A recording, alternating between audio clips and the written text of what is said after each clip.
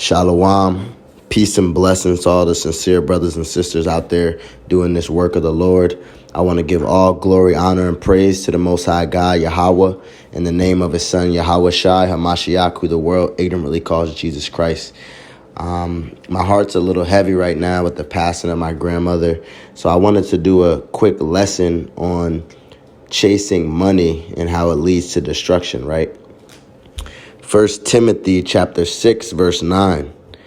But they that will be rich fall into temptation and a snare, and into many foolish and hurtful lusts, which drown men in destruction and perdition, right? So the more money that you have, there are hurtful things that could come about you, right? There's women that'll throw themselves about you.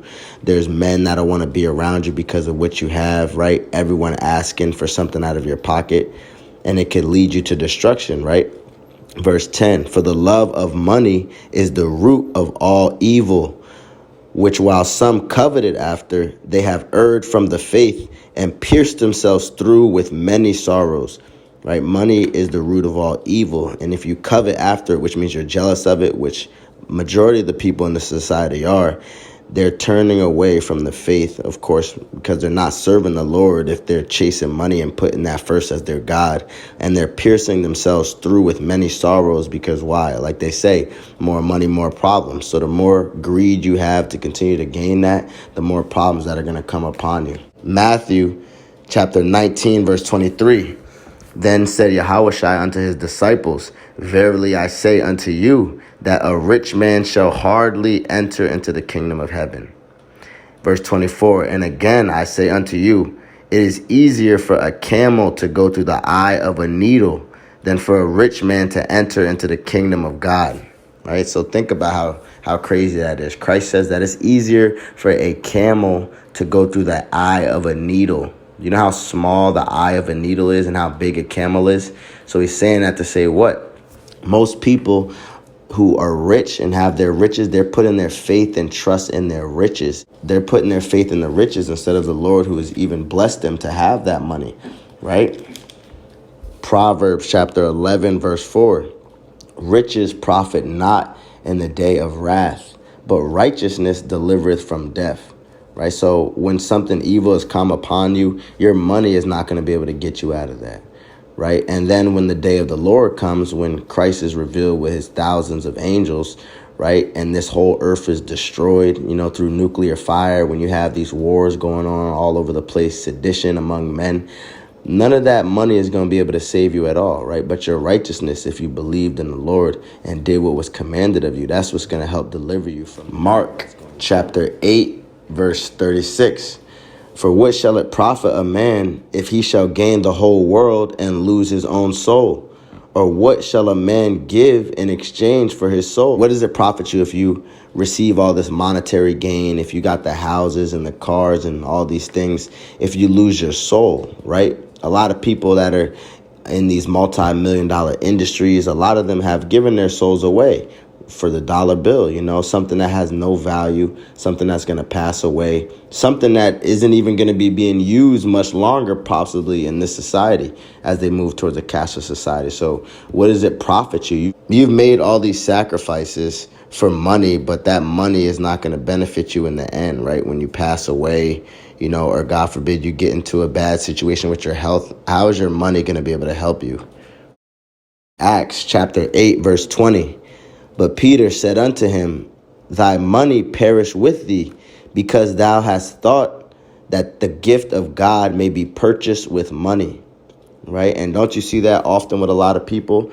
They believe that if they have all these physical things that they're blessed by the Lord. Oh, God is blessing me so much. I got money and cars and all these physical things.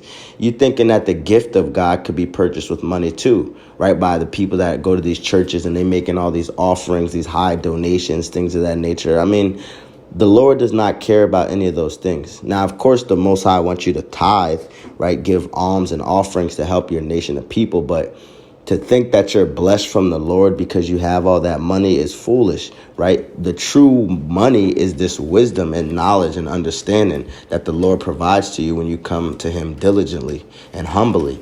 Just because you have all that money, that could literally be for your destruction, remember, Satan, the spiritual demon Satan, works on the left-hand side, and he provides people with riches, right? Let's get that. Matthew chapter 4, verse 8.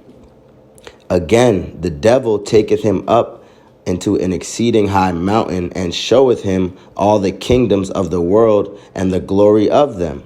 Right? So this is the spiritual demon Satan tempting Christ after he fasted and said, look, you see all these riches and wealth of the world. I'll give you this stuff. Verse 9, and saith unto him, all these things will I give thee if thou wilt fall down and worship me. So he said to Christ, listen, if you worship me, all you got to do is worship me. Come work on the left-hand side, on the dark side, and I'll give you all these things. So a lot of people are looking at these celebrities. They're jealous of them and the money that they have. You don't know what they've done to get that money. You don't know what contracts with Satan they've made in order for them to reach that status. The sacrifices that they may have put on other people. You see what I'm saying? But you're jealous of their situation, not knowing they could be really crying out for help, but they're stuck in that situation and can't get out of it. Right? What does it profit you if you've gained all that, but you lose your soul, right? Your loved ones are getting killed. You're stuck in these contracts with the damn devil that you can't get out of. Verse 10, then said Yahushua unto him, get thee hence, Satan, for it is written, thou shalt worship the Lord thy God, and him only shalt thou serve, right? So you're only supposed to serve the Most High God.